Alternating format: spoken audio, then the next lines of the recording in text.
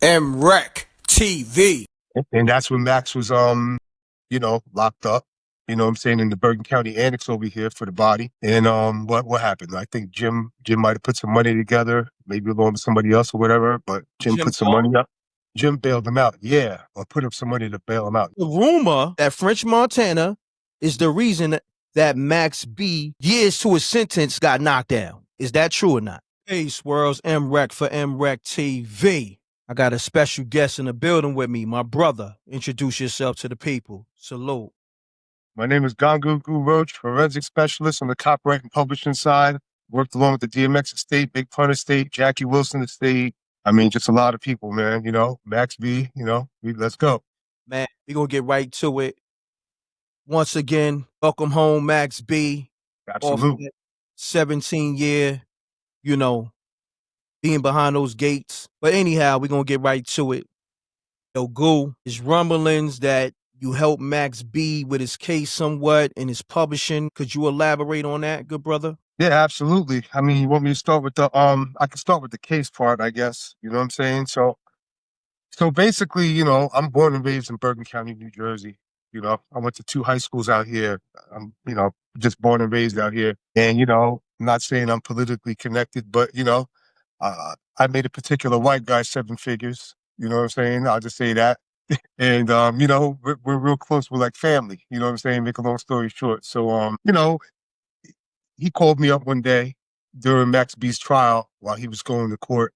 And I would actually even reverse that. I was dealing with Amalgam Digital, DJ Next and Joe McCall.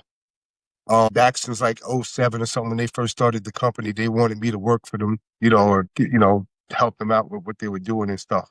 Then I just brought them up earlier during the live with my brother Sensei Rip, you know what I'm saying, Forgotten Kings TV, and their name came up, and I was wondering what happened to them, but continue on, my brother. I'll get to it. Yeah, I guess, from at least from my knowledge, you know what I'm saying? So, over the years and so, I was dealing with them. Yeah, you there. You good. Okay. The same town that happened in, the murder happened in Fort Lee, New Jersey, all right, at a hotel in Route 4. I grew up in Fort Lee, all right? I went to high school there, elementary school. I'm from the town, you know what I'm saying? Yes, sir. Yes, sir. Yeah, so, it kind of like, raised my eyebrow, like, oh, wow, it happened in Fort Lee, like, you know what I'm saying? Like, this and that. But make a long story short. Well, Goo, not to cut your wisdom, I got to ask you this, because a lot of people be in the comments, they don't know exactly what Max B was locked up for. Could you explain the case a little bit and what happened? Yeah. Well, from what I know is that Max's girl was dealing with some guys with some money. Like, they might have been in the porno business, so there were some scammers, you know what I'm saying? But to make a long story short, the guy was trying to court her around, he was trying to hit it, you know what I'm saying? Got you. And make a long story short, he was flashing money at the hotel. He might have flashed 30, 40 grand in front of her, you know what I'm saying? And allegedly, and she was with one of Max's people, right? So allegedly, when he was flashing that money, she made a call to Max, you know what I'm saying? Saying like, yo, this guy got some paper, you know what I'm saying? Gotcha. So either Max's man was there, or allegedly Max sent his man to go over there to, go bust a move on these dudes, you know what I'm saying? Understood.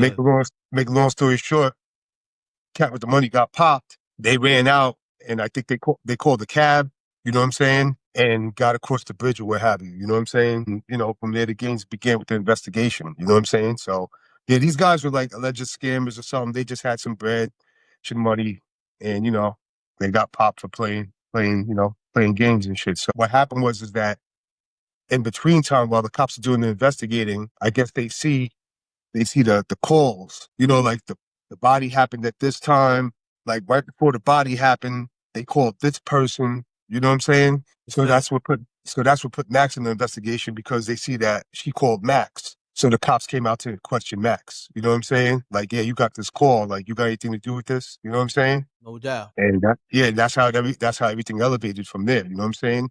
Then he went to jail eventually. He got locked up on the charge. What was the charge exactly? I guess it was conspiracy of murder. You know what I'm saying? Along with a host of other stuff, you know what I'm saying? But they kind of allegedly, well, not alleged, but they felt they linked him to the body. You know what I'm saying? That he put the call in for his man to come and do whatever, put the work in, right?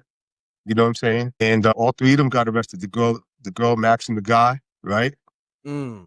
And that's when Max was, locked up, you know what I'm saying, in the Bergen County Annex over here for the body. And what happened? I think Jim might have put some money together, maybe along with somebody else or whatever, but Jim Jim put some money up. Yeah, I think Jim bailed him out. Oh, But I think that's where the discrepancy was, because I was around, once again, I was around Amalgam Digital. So what they're telling me is that Jim bailed him out, yeah, or put up some money to bail him out, yeah. But according to Amalgam Digital, Jim forced Max's hand and made him sign over his rights to his music in order to bail him out. So you clearing the air right there. 'Cause I was just speaking on this earlier. Wow. Yeah, continue on. Yeah, so so that was right around what, the Hustlers Poem album. Jim Mm. was all over. I mean, Max was all over that, balling, all that stuff, right? You know what I'm saying? Max is participating on those projects. So according to Malcolm Digital, you know, so it's not like really like, I wouldn't really call that a favor, because I think the bail was whatever it was, 100, whatever it was. I mean, I'm making more out of it owning the rights to that music than giving up whatever I gave, 100,000 or so. See what I'm saying? Maybe at the time, because he was giving Max B a hard time coming out with records in between that time, and he was disputing claims on what label he was supposed to be on. I think even with Amalgam Digital, he was giving Amalgam Digital a hard time, you know what I'm saying? Because he had a contract on Max B, you know what I'm saying? But all I know is that, at least according to Amalgam Digital, he assigned his rights over, transfer of rights of the publishing side, and for the bail money.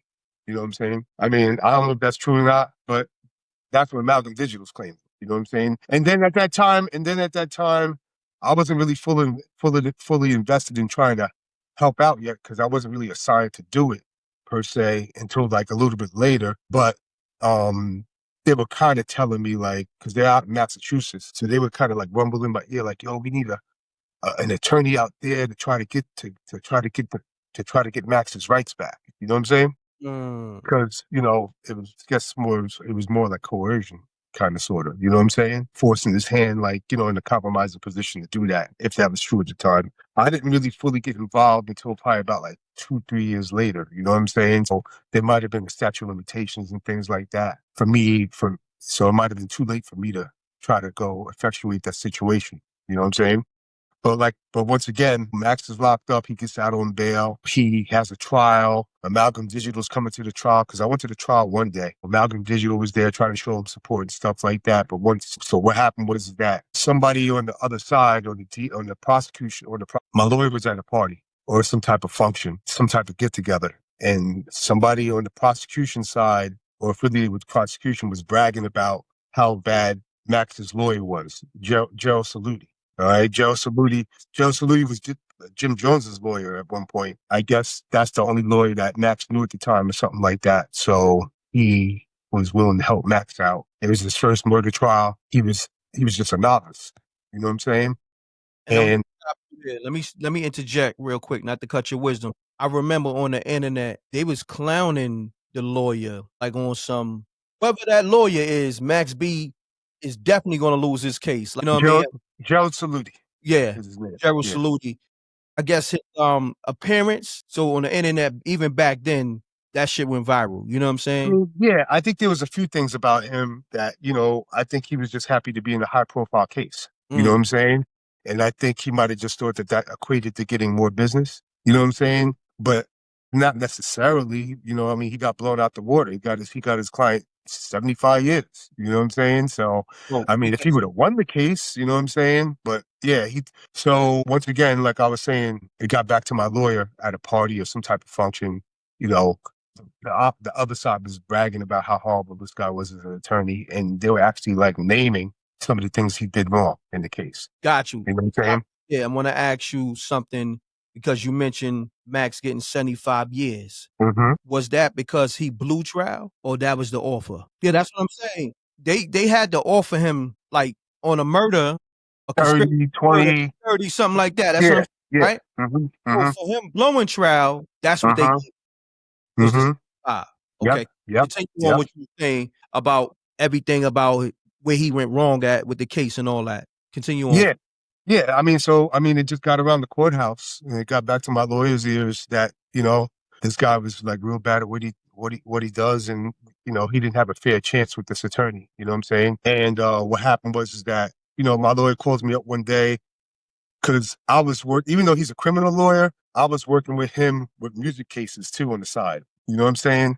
So he called me up one day, like, this rapper guy, Charlie Wingate or something, or blah, blah, blah. Oh, yeah, man. I'm like, small world. I know the label that got him, Amalgam Digital. Like, I know them guys. Like, what's up? He's like, my lawyer was basically like, yo, like, I know everything wrong with the case. You know what I'm saying? If they want to get rid of this guy, you know what I'm saying, and get me in there, you know what I'm saying? My lawyer's like, yo, I'll talk to them, they give me like 80 grand or something, 70, 80 grand, I'll come in and jump in and fix this whole situation. I already know what's wrong with the case. You know what I'm saying? So I reached out to them.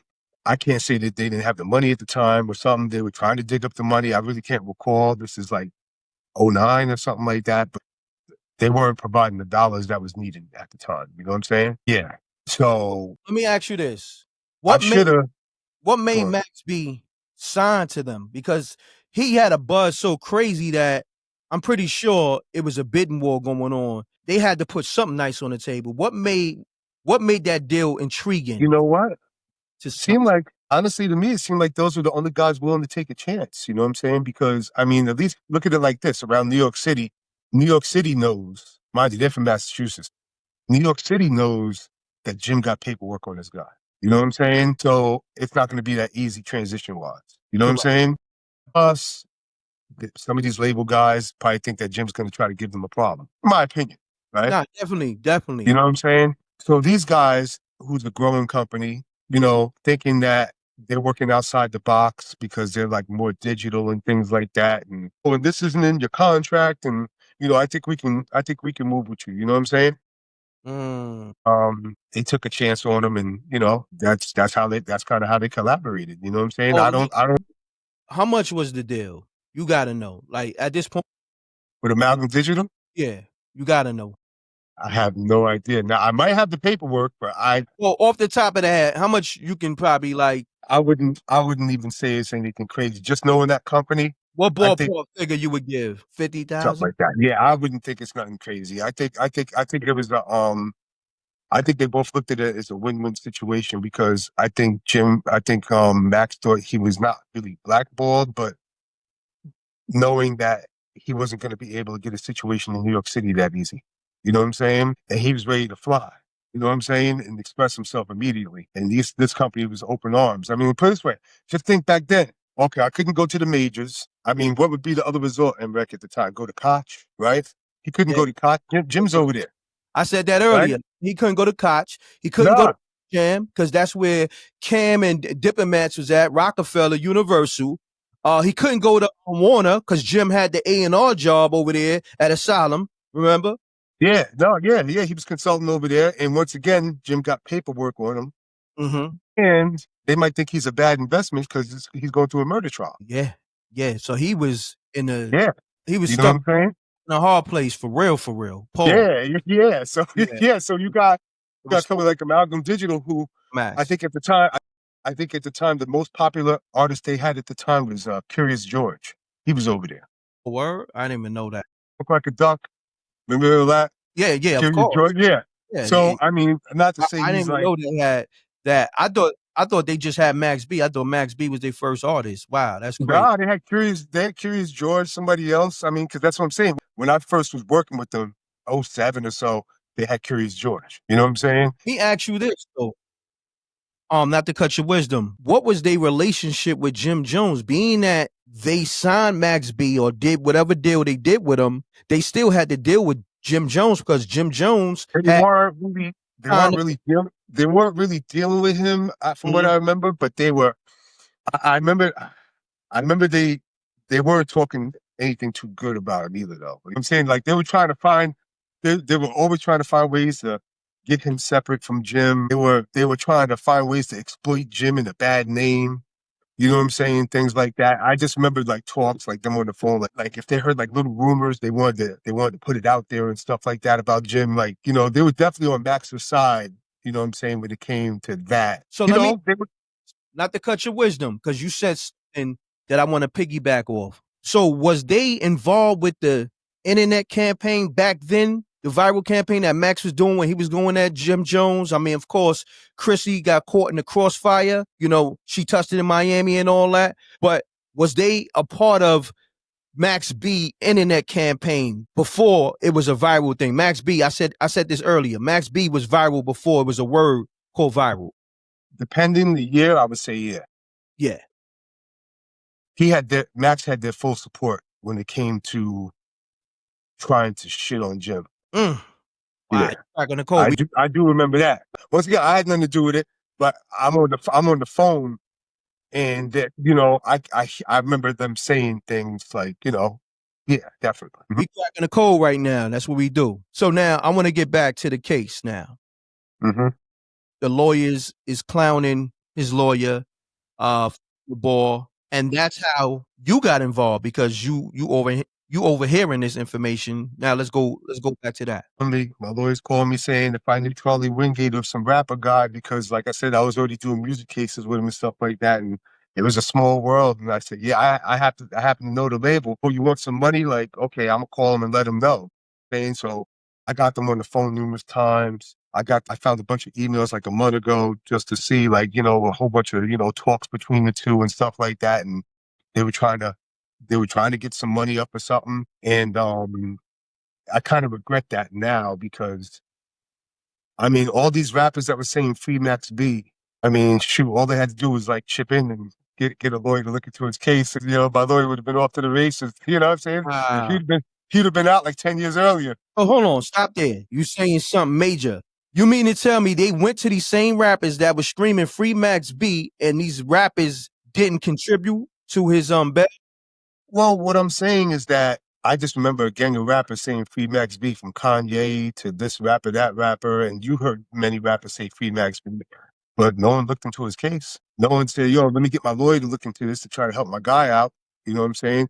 And I'm not even trying to, like, I know a lot of people think like, Put oh, nobody French on blast. You ain't trying to put nobody on blast. Yeah. Yeah, I'm not trying to put any rapper on blast because I just, you know, I'm just telling you the realities of what it was. And I don't, you know, it just is what it is. I don't, you know, a lot of these rappers are self-absorbed and they really can't think of like the little nuances like that. And, you know. Well, let me say this. During that time, French and Max was kind of like a group. That, you know what I'm saying? They both were solo artists, but they did Coke Wave and all that. Shouts to Dame Grease. I think with Dame Grease, Max B, and French, that was Wave Gang, if I'm not mistaken. Oh my God. Yeah, shouts to my brother Dame Grease. Yeah, shout out.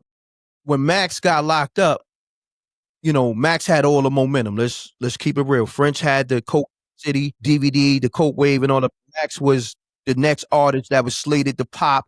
You know, he momentum. He had the fans. Shit was buzzing crazy. It was moving. It was lit. Big time. Max get locked up. French Montana takes off. Did he? Like a rocket. Like a rocket. Nigga went to Jupiter. Nigga left Earth. He's out of here. He went to a whole other dimension. Remember Akon signed him first. Remember all these guys was big on him. Everybody was trying to grab him up. No, I don't know if it was that Shot Caller record, but something, one of them records was killing it. Yeah, that Shot Caller, that shit was a monster. I think it might have been that, but it was he did well for himself. Salute. I mean, the guy understood the business, probably due to the fact that he was doing the DVDs and understood transactions and things like that prior and stuff like that, and he became his own man. You know, he should be. He's one of the guys that you could kind of look up to business wise. You know what I'm saying? I said that earlier. I said French Montana is a genius. He don't get enough credit. I know a lot of rappers, bro, that, you know, they may be better or this or that or whatever, but they just couldn't handle their business the same way. Nor did they have the understanding or anything like that. Well, salute. You know, I wish every rapper had a head on his shoulders like that. Salute to French. You know, me and him go back. He cracked the code. Salute to Cams too. My man Cams, because they own the Cocaine City DVD together. Now French becomes this successful rapper, always, you know, put in the universe, free Max B and all that, and allegedly he got to the money. He had these cars, these mansions, and I'm not counting nobody's pocket, but you know, like we mentioned earlier, Max was the one slated to blow. He was next time. Not to give not to make any excuses for French, but I could kind of see when a guy gets life in jail 75 years, you might just think that there was no hope. You know what I'm saying? Honestly, you know what I'm saying? Like, maybe look at French's perspective, or maybe some of these other rappers' perspective. They're probably already thinking like, well, he had a lawyer, they looked into it. You know what I'm saying? It just is what it is. You know what I'm saying? To look at the other side of it. You know what I'm saying? So Understand that. yeah, But also, yeah. it's a rumor that French Montana is the reason that Max B years to his sentence got knocked down. Is that true or not? That's the rumor. That French was the reason that his sentence. No, Okay, that's what they I said am in that. I am the Trojan horse and the closest affiliation to have his sentence knocked out. All right, elaborate on that because that's big right there. Well, I mean, once again, you know, my lawyer knew the information, and I reached out to Amalgam Digital, and we were over a year or so or something. We were talking, and you know, they would pop up every once in a while, like, "Yo, I think we're gonna be able to do this and that," and then they would disappear and stuff like that. You know what I'm saying? And my lawyer already had the answers, like, "Oh, all I got to do is this and this, and you know, get this guy out. This, you know, whatever." He already had a solution and stuff like that. So what happened was is that maybe like 2 years later, DJ Next calls me up, owner of Amalgam, tells me that he sold Max's rights to Frank Babar, owner of Phase One Entertainment. Wow. Yeah. And that Frank might want to get involved with looking into getting Max out. So I need you to talk to Frank. Okay. And I need your lawyer to talk to Frank. You know what I'm saying? So that's what we did. Make a long story short, we reached out to Frank, told him what was up, told him that my lawyer needed, you know, a certain fee to get it done. Instead, you know, Frank kind of took our information and hired one of his own lawyers to kind of do the situation, but didn't use my whole lawyer's recipe. But just from what they got out of my lawyer, they were able to get, you know, 59 or a whole bunch of years reduced for him to get out in 2024, 25. You know what I'm saying? But I mean, if they were to use my lawyer knows Frank's guy. I think Frank's attorney was. I think my lawyer beat his lawyer on a murder case. You know, some time ago. You know, 2010 or whatever. You know what I'm saying? But you know, I mean, once again, it was years from like 2009 to like 2015, 16 or so till we, you know, we got Frank's attention to the situation. It was like a good 7, 8 years wasted time where my lawyer could have definitely got him out if, you know, somebody just would have gave him the bread to take care of the situation, and, you know, he would have been, you know, off to the races and stuff. I mean, Now go real quick, not to cut you away. How much bread are we talking that people had to get your lawyer the bread? Like how much bread? 70,000. I got his email, like 70. Yeah. That's it? But I was trying to tell my lawyer at the time, yo, bro, screw the money, bro. Like, bro, I'll get you all the clients you beat this case. You know what I'm saying? I'll get you all. I have all the rappers coming at you. You know what I'm saying? Yeah, like after this case, you He gonna was more like, profile. he just want what? I said after that case with Max B, he gonna be high profile. Everybody gonna be coming to him for work. That's what I was trying. But my lawyer got money. You know, he equates his money to respect, and I know, and he ain't really care like that. You know what I'm saying? He's more like, I want my money. I want my money. Otherwise, I got other murder cases. You know, I ain't waste my, like, that was just his attitude. Yeah. So it just was what it was at the time. But I would definitely equate to no me getting involved, or not being so persistent into the situation, because even when Phase One had him, they weren't looking into it. They had him for a good amount of time. They weren't looking into getting him out until DJ Next came up with the idea, like, yo, like, you should have him talk to your lawyer. You know what I'm saying? So it just, like I said, it just would have been a continuation of, you know, people thinking that he had a lawyer and they gave him 75 years, and, you know, like, that's that. You know what I'm saying? I think they just thought that was the end result. That's that. You know what I'm saying? I guess he exhausted his appeals at the time. And, you know, the only thing that was going to qualify him to get back in court was a post-conviction release for PCR. You know, no one was even looking into anything simple like that. Wow. So let's make this official on the record. Who was the lawyer that got Max B time knocked down and got him out? I don't remember Frank. I'd have to look in the email, because my lawyer said, that's when my lawyer explained to me, saying that he knew him and beat him on a murder case. But he was from, like, I think he was a lawyer from like Morris County, New Jersey, another county, 2 counties over, like Morris County, I think he was from. That's all I remember. I can get you his name. I'll put it in the comments or something. Okay. Yeah. Just text it to me, you know? Yeah, absolute. But I mean, but I've gotten thanks from Max's camp. You know what I'm saying? They shouted me out. I mean, I got invited to the party last night, you know what I'm saying, a couple of weeks ago from one of his people and stuff like that. I was, I mean, so I mean, they recognize, and I spoke to Max about it when he was locked up. He thanked me, and I got to speak to him once, maybe like 3 years ago from jail. Mm, You know, like he said he already knew. You know what I'm saying? That mm. was behind it and stuff like that. So, I mean, I'm not looking for a whole bunch of accolades or anything like that. I'm a publishing guy. You know what I'm saying? It's just that You connected the dots. You connected the something dots. like this happens in my county that I feel like, I couldn't go to sleep and just know what I knew and just left it alone. You know what I'm saying? After my lawyer's telling me this and that. You know what I'm saying? And yeah, I think that would have been kind of foul. You know what I'm saying? But I've helped out, numerous people with cases before, besides Max and stuff. I helped out that guy. Remember the Gloria Velez tour bus that got caught with that 300 pounds of cocaine back in 2004? A word? I didn't know. Yeah. Yeah, Gloria Velez's tour bus got caught with 200 something pounds in Fort Lee once again. Wow, that's And I got my guy 4.5 years over that shit. damn. That's it. Yep. How many years they were trying to give him? 66. Damn. So damn, between Homie and Max B, you knocking off 50 years plus off cats sentences. 60 years plus 60 years, 59. So yeah, but I did a $120 between both of those. Let's put that on the record right here. We need a quote. We need a quote. Guru Roach got 120 years knocked off Max B case, and what was the other guy? The Gloria Velez tour bus. I mean, people remember about that.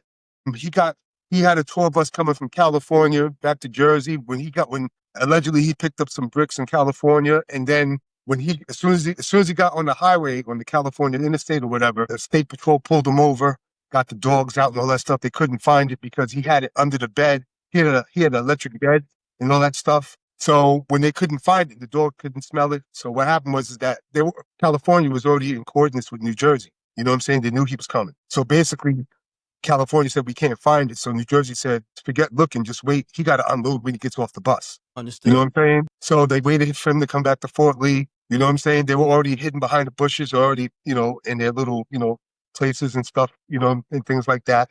So they just waited. He pulled up. It took like 20, 30 minutes for him to get out the bus because he's unloading. They came up with a couple of people. You know what I'm saying? They found him with the suitcases and they raided his house, found 800,000 behind the bed, the bricks, everything. Guys went to New York with half the package. They got caught. I got my guy 54 months. Wow, that's it. Same lawyer. Same lawyer? What was the name? Lawyer. What's the name of the lawyer? Anthony Caridi. Tony Caridi. That's my guy. You know what I'm saying? I just had him do a music case recently. We won little six figures for somebody and stuff like that. But yeah, I mean, that's my guy, man. He's like family. So it is what it is. Anybody watching this interview, you reach out to his lawyer because of this interview. M.Reck, get that little 10%. You dig what I'm saying? Yeah. You know how to go. Say M.Reck to Tony Caridi if you speak to him. There you go. This is all business. He respected, your lawyer respected, any referrals and all that. You know how it go. This is business. This is how business is done.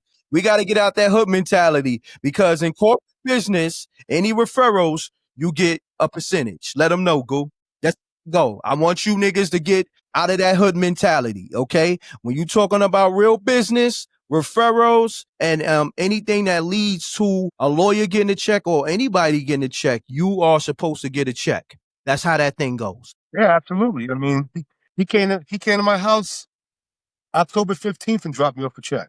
That's what I'm talking about. Yeah. Came with his wife and dog. Salute. Dropped me off a check. Salute. That's how we work. That's what's up, man. The fact that you did get invited to the Max B, what was it, the dinner party last night, right? Yeah, this is the dinner party. It's getting a lot of controversy. Outside of, Max being home is a big thing because it's only like his second day. It's like 48 hours. Dave East was there. Oh, really? See how you said that? Okay. Oh, wow. Oh, yeah. Okay. Oh yeah, it's a lot of controversy with that. We covered that. Salute to my brother Sensei Rip, Forgotten Kings TV, the M.Reck and Rip show. I saw Fabio Foreign, Dave East. Okay, French Yeah, Montana there. yeah. But Dave East was there, and the reason why that's controversial because he's on a podcast with Jim Jones and Fabulous, Mano. Yeah, so it's four of them, and it was a conversation that came up about. I believe Mano said he couldn't go to the Max B party because his relationship with Jim Jones. He didn't want to look like he's disloyal to Jim Jones, something to that effect. But during this conversation on the podcast, Dave East was quiet. Yeah, You know I do. I recall. you recall. Yeah, this is what's going on in real time right now. I And recall. salute to Dave East. I like Dave East's Yeah. energy. I like his music. All Shout that. out to all of them. Shout out to all of them. Yeah, Gave him his first absolutely. interview on Forbes DVD. Doggy Diamonds did the interview, but my man Buddha, he came through on the strength of me. You know, his producer. You know what I'm saying? And I made that happen. Buddha the Future. Believe That so. was that his name? They used to deal with Fred the Godson too. Yeah, yeah, I believe so. He produced for a lot of people. I just know him as Buddha. Okay. You know, Dave East producer. But anyhow, so it's a lot of controversy on that Dave East being at Max B dinner party that you was invited to. Why you didn't go? I was just too lazy. I mean, I was seeing if my man was going, and he said he wasn't going. So I kind of forgot about it. I just laid on the couch and passed out. Watching TV. I woke up this morning, I see some clips and stuff like that. I mean, yeah, I was like, oh, wow, okay, cool. You know what I'm saying? I mean, and I was supposed to keep up with the person too. Like the person who invited me, I ain't speak to him about 2 weeks. So I didn't call him back to be like, hey, you know, is it, but he told me like, yeah, you can come. But I just didn't stay on top of it. But I was waiting more for him to call me to be like, oh, yeah, you know. Yeah, they should. I kept my word, like you coming. So if it wasn't like that, I was just like, no big thing. Because I mean, I would feel like Max would want to greet you in person, being that he's home now and you helped getting all those years knocked off his case and everything else, even with the publishing and all that. And we'll get to that real quick. Yeah. I would hope that Max B would want to shake your hand in person. You know what I'm saying? I mean, yeah, I'm sure I'll catch up with him eventually. I mean, you know, bro, this guy's moving crazy right now. You know what I'm saying? He's moving. He's all over the place, as he should. Yeah.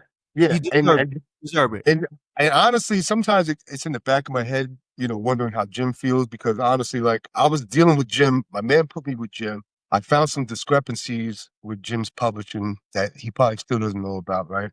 And I talked to him maybe for a couple of days or something. And then maybe when I called him a couple of times, he didn't pick up after that. I was, you know, in the back of my head is like, is that because like I got Max out, you know what I'm saying? Or anything like that? But I mean, I don't know. Like, I guess I'm making a announcement about it now. Like, yo, bro, it's like, it's not like I'm picking sides. I don't even know Max B. You know what I'm saying? It's not like I knew him or anything like that. Or like, oh, I'm with the Max B camp or anything like that. If the roles was reversed, I would just do the same thing and help Jim. You see what I'm saying? So it's not. You saying that word might have got back to Jim Jones that you helped Max B get out, and Jim Jones is not picking up your calls no more? This is like a year or more ago now, but yeah, that's the only reason I could equate it to. I mean, he was nice to me when I was on the phone with him. He seemed real cool and everything. And then we just stopped talking. I would have to say it contributes to that. You know what I'm saying?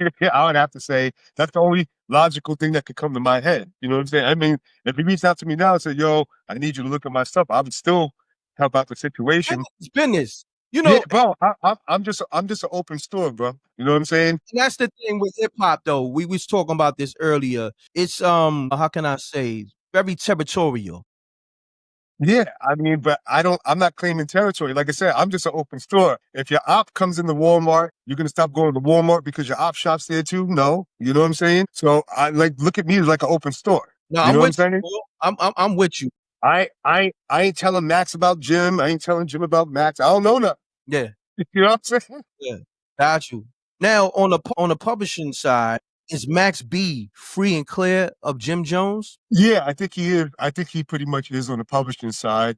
He can go collect his royalties going forward, but I think maybe phase one, the company that had the rights to Max B or what have you, I think they might have been claiming shares. But what did happen around 2011, Dave East's lawyer, the lawyer that Dave East uses now, I assume he still uses John, but um, I was dealing with Dave East's lawyer like a decade ago or more. You know what I'm saying? Mhm. And Gerald Saluti knew Dave East's lawyer also. Mm. And when Max went to jail, I don't know why or what have you, so I don't know the backstory to it, but Max B he assigned over his administration rights to Gerald Saluti. Mm. Go collect his money or what have you, or maybe he owed him money, said, hey, you can get your money back from this or whatever. I don't know, but he assigned his rights over to Joe Saluti, the bad lawyer, to be responsible for collecting the royalties of whatever's out there, right? And John, the lawyer, got me in the deal with Joe Saluti and assigned the rights over to me to go collect Max's and go work his catalog to collect all his money Wow. around 2011. Yeah, so that fell into my hands. I got the contract. I can show it. You know what I'm Yeah. saying? Yeah. Send that to me. You know. Yeah, Send it yeah, to me. yeah. I could do that. Yeah, not a problem. I could, yeah, I could, yeah, okay, yeah. So this is like 2011, 2012 or something. But yeah, so I had the rights. You know what I'm saying? And while I was working out that situation, phase one was making claims on it. So I just slowed down from that. You know what I'm saying? Well, let me ask you this, because we know how publishing works in terms Mhm. of radio, because we know Jim Jones blackballed Max B up here in New York and Connecticut. They showed him a lot of love. I believe he got a lot of radio. Yeah, yeah, he did. Salute to Hot 93.7 and all that. My man DJ Buck and all Jenny Boom Boom and all that. You know what I'm saying? So on the publishing, what money Max was making, if he wasn't getting a lot of radio spins due to getting blackballed, was it on the internet side, the digital side? Yeah, there was still money out there, you know, from, well, mind you, it wasn't streaming then. It went from physical to downloads Okay. around that time, right? Mm-hmm. Downloads, 07, 08, right? Mm-hmm. 09, downloads, Yes. things like that. There was definitely, and there was probably more money in the downloads than it was with the streaming, because what, you had to go to iTunes and it was like $1. You know what I'm saying? So instead of freaking getting a gajillion hits to equal $1 now, you know what I'm saying? You know what I'm saying? So there was more money in the downloads at least. So But let me ask you this. there was records like G's Up, things like that, that, you know, that he was still able to collect on. Oh, okay, yeah, that's right. Yeah, because Jim put that out commercially. Well, G's Up, and then there was what, Reroll, Pete Rock. Remember Pete Rock, Jim Yeah. Jones, and Max B, Reroll on the Pete Rock album. That was a hot record. I used to like that record. You know, so there was still like things out there to be collected on. And just because I have somebody schedule A doesn't mean you know how to collect either. So if you're good, you know how to collect What about the around. other record? What about the other record that Max B had? I believe it was with Why you do that? that okay. But I was talking about, I think it was a Cameron record and Jewels. Cameron featuring Jewels and Max B. Max B was on the record. I think it was called Pin the Tail on a Donkey. I know that was released I commercially. remember the title. I just don't remember the song off top. But I remember the title. I remember that title. Yeah, I mean the hook Oh was wait, wasn't that on that was on Hustler's Poem. maybe, yeah, I believe so. Yeah, that was a Jim Jones record though. It was a Jim Jones record, yeah. Yeah, that was on Hustler's Poem. I'm pretty sure. Yeah, with Cameron. Yeah, Yep, yeah. I think that yep, was on Hustler's Poem. Mhm. got you. Yeah, that was Absolutely. getting a lot of radio spins, you know what I'm saying? Yeah, Radio yeah. spins. I mean, Hustler's Poems did some work. You know, Yeah, yeah, Ballin was on there, right? yeah. I mean, Yeah, that was a big album for Jim, you know? yeah, that That was was Jim's breakout album in that terms of like Chink Chinks. Santana. Chink Santana produced that No, album pretty much, right? no. You said Chinks Santana? Chink Santana, the producer. Murder. He was a Murder Inc. producer. Chink Santana. Oh, okay. Got you. He produced a lot. He produced a lot of Hustler's Poem. Got you. I Yeah. want to say, He from deep. yeah, I want to say rest in peace, Stack Bundles. Rest in Absolute. peace, Chinks Drugs, you know, Absolute. and welcome home to Max B. Jim had an arsenal, man. He had The B, Bird Gang. I used to like the Bird Gang song. I used to listen to some of them joints in the gym. Mel Murder, Yeah. Stack man. Bundle. Yeah. Stack- Yeah. Yeah. I mean, they had a nice chemistry. It was a nice window. It was a nice window of time. It's probably hard to recreate that. You know what I'm saying? Jaja. They had Yeah. Jaja. Yeah. Mm-hmm. Shouts Yeah. to It's hard to. That's family. Yeah, I mean, Jim has done kind of like what French Montana did. He kind of did the impossible, right? You know what I'm Yeah, saying? Like yeah. you wouldn't have thought when during Cam's first album or whatever, he was on Sony. I don't know if Jim was a hype man or whatever at the time, so I really couldn't say, but you wouldn't be able to project he would have elevated to this part of the business, and you gotta congratulate Yes. his hustle. You know what I'm Man, saying? you got And once again, to salute Jim Jones' he hustle. got he got things, he got strengths and superpowers, just like French does. Yes, That some of the rappers that you might like more don't have. correct. Now that's a You know fact. what I'm saying? And if they had a little piece of Jim or what his superpower was, they would be you know what I'm saying? He You know what I'm catapulted saying? next level, you know? But he's able to keep up in the race, you know what I'm saying? Because, he just He got a hustler spirit, man. In this game, period, even in your position, you gotta hustle. You can't just, be somewhere, just sitting on your ass. You know what I mean? You hustle all the time. yes. You stopped to do this interview, but you had other business that you had to handle to get a whole nother check, and you was like, nah, I gotta hold you down, M.Reck, with this interview. Yeah, no, absolutely. I mean, bro, Yeah. end of the day, you're the first guy I ever interviewed with. Oh, let's talk about that. Tell them again. Say it again. I don't think they heard you. Yeah, no, I think that was 2019. I forgot the subject matter. We were talking about Eminem, we were talking about all these people getting robbed or something like that. Yeah, it might have been You know what I'm 2018, saying? 2019. Yeah, we was talking about Yeah, how all yeah. It's only right that things come back full circle. You know what I'm saying? now that's a You know? fact. You know what's Yeah. so crazy? I'm glad you mentioned that. At that time, you didn't want to put your face out there. You had Yeah. I had a mask on. yo, I think I might have did the first interview with a mask on. Outside of Ghostface, but on the internet, I ain't gonna front. Like, I'm the blueprint for a lot of this shit, especially Shit. Roach. First interview, he had a mask on with M.Reck, right? But also, the shit reminded me of fucking Nicky Barnes when he had that case, when he threw his whole faculty under the bus and shit. Yeah. Yes. Remember, he came in the courtroom with a mask on? Absolutely. That's what that fucking interview reminded me about. That was crazy. Wow. I mean, I'm comfortable these days. You know what I'm saying? I see. But we gotta let it be known where the origin start Yes, from. sir. Nah, that's what's up. So this is what we gonna do, man. We like almost 50 minutes in.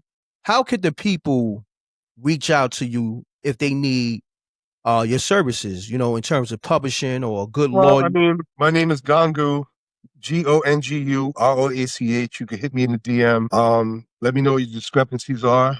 See if we could help you out. I help out with artist royalties. I maximize publishing catalogs and get people's evaluations up. I mean, there's a mutual artist that we both know. I think you've interviewed him before, and he was only getting like 15,000 every biannual, $30,000 a year every biannual from his publisher. And me and him got together, and after I evaluated his catalog and fixed it, fixed whatever situations it was, now he gets paid like 75,000 every year now. So I got got probably like a 2.5 multiple increase on his catalog, with pay. I mean, I can speak for Dame Grease. I've pretty much done the same thing for Dame Grease. I've helped That's my brother. him.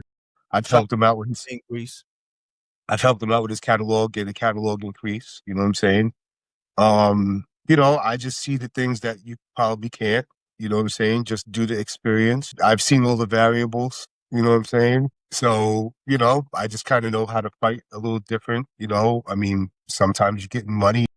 Hey, hold on. I got to keep it real with you. After I did that interview, you went viral, man. I seen you on everybody platform, and I'm pretty sure a lot of artists reached out to you and y'all did business. I ain't get a check yet, Goob. What's going on? I know you got a check for me somewhere because I did the first interview that started it all.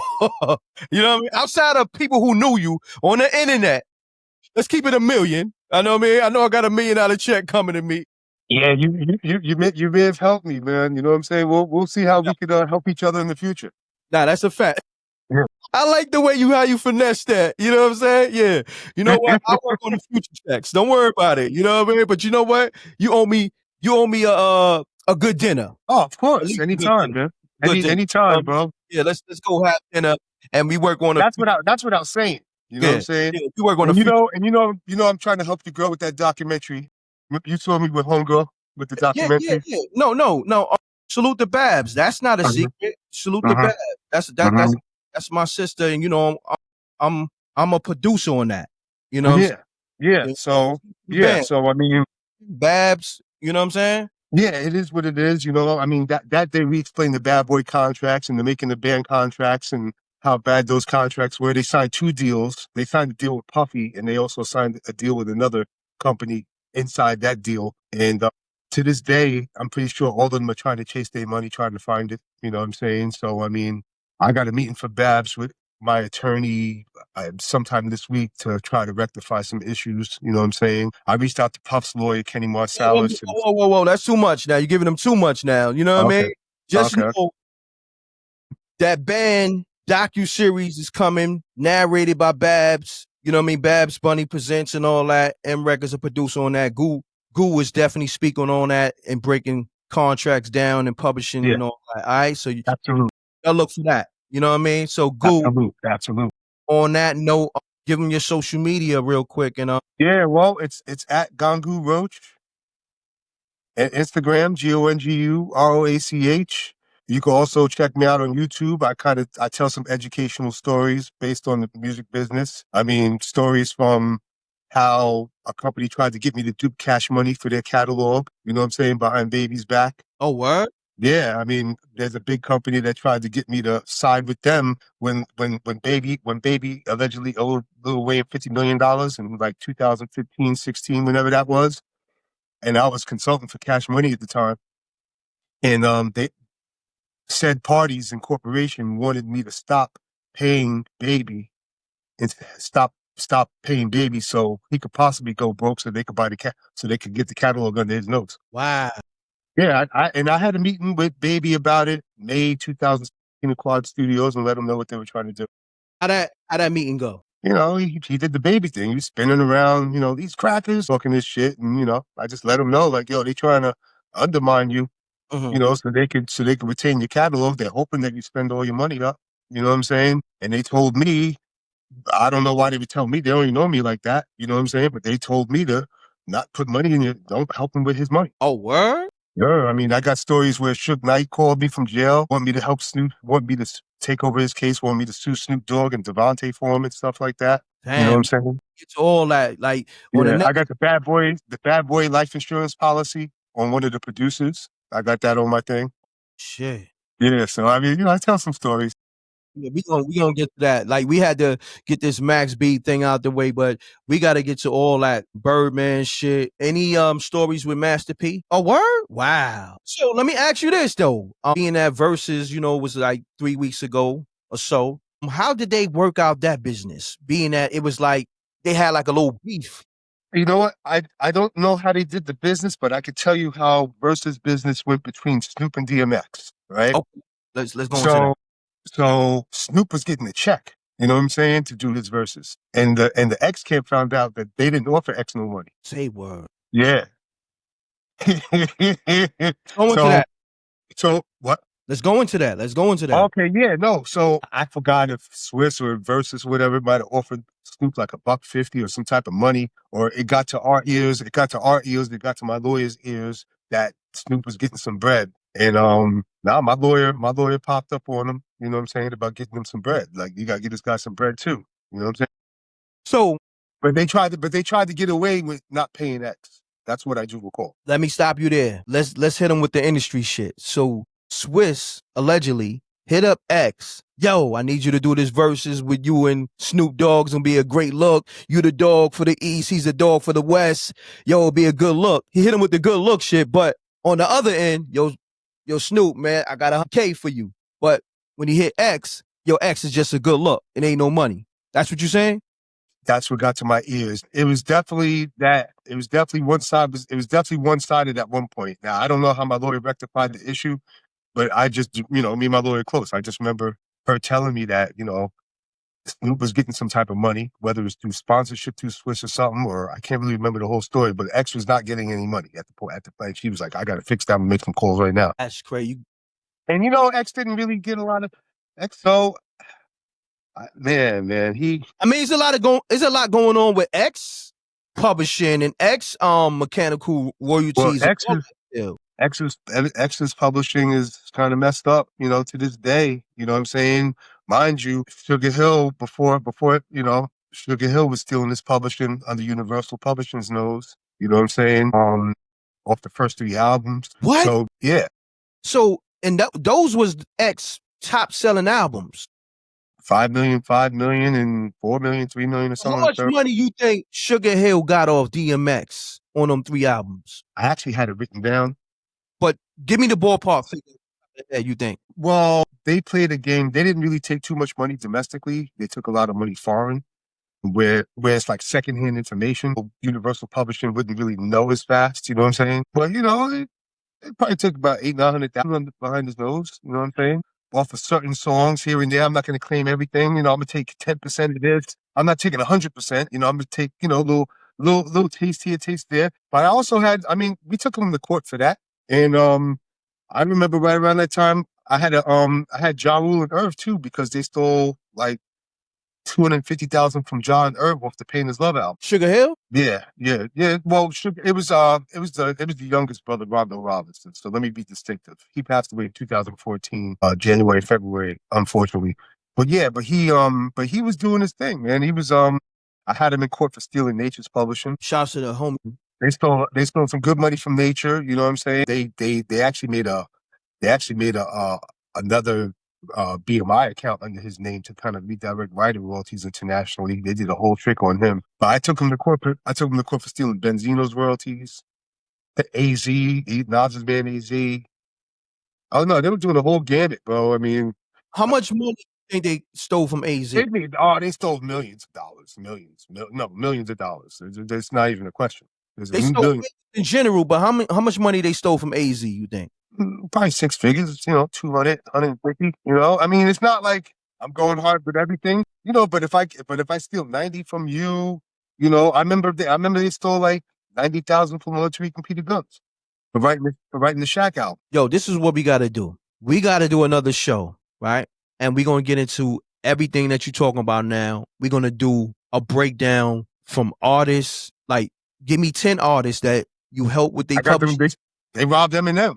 They Purple Pills. They robbed D12. They're robbing Eminem. I mean, there was no at that time when he was alive. There was really no bias on who the artist was. But I mean, they were really good at what they did, man. I mean, but that's what makes them good in the publishing game, because it's kind of like Catch Me If You Can, the movie. Like, the guy knew how to work both sides, and then he wound up working for the banks for security.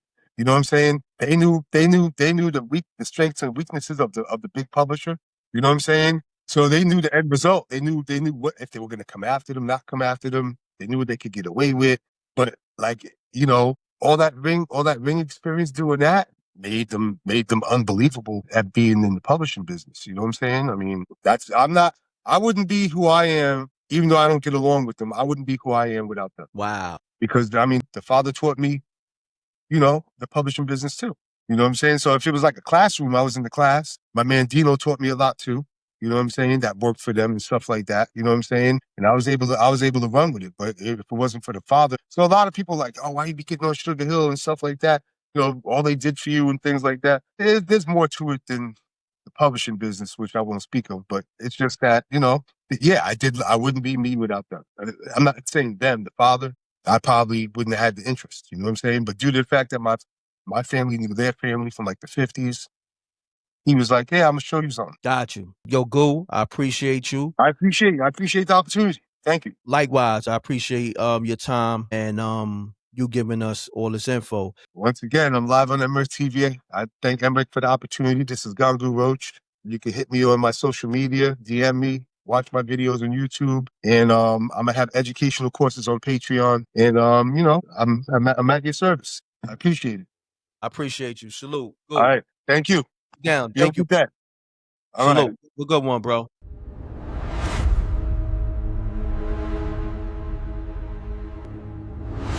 Let's go to the beginning, man, because people know your face from being one of the founders of FUBU, correct? Right. When that LL shit came out, that's when it ballooned to like 350. Oh my God. You know what I'm saying? So by 99, we was making like $350 million a year. We gonna get into that, but let's go to your story.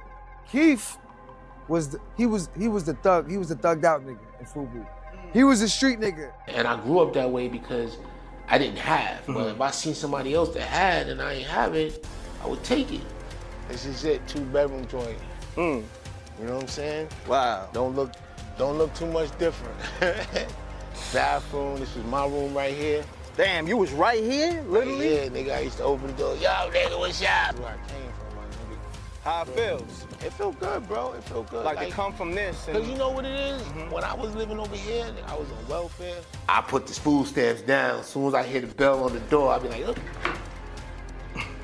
I gotta get something else. You know what I'm saying? Because I didn't want nobody to see me with the food stamps. What's going on, Reck? It's Dr. Keith C. Perrin Jr.